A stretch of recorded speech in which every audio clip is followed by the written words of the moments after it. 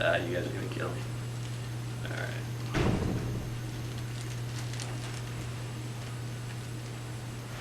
You guys timing?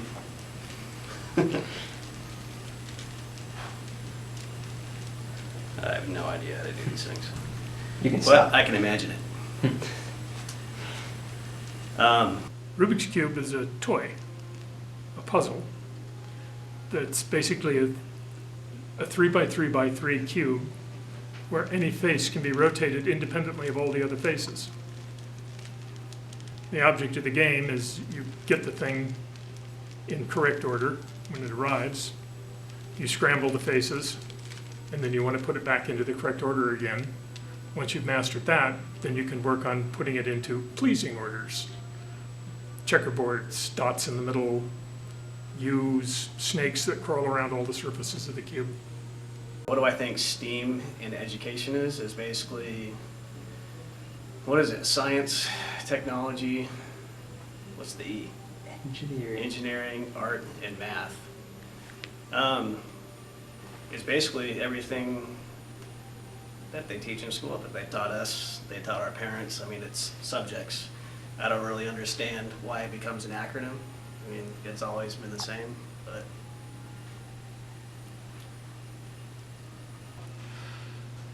The cube was originally invented by a guy who was a professor of architecture as an exercise in 3D visualization for his students.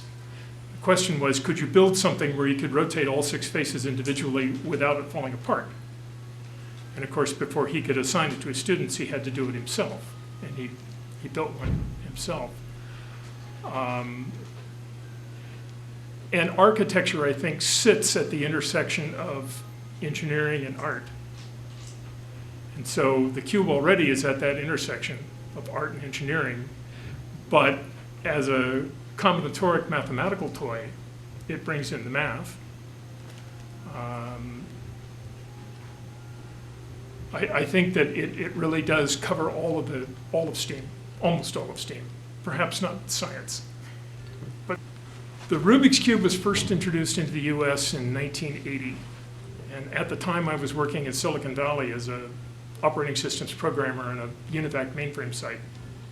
And naturally, all of us programmers rushed out and bought them as soon as they were available. We immediately scrambled them. We couldn't figure out how to put them back together.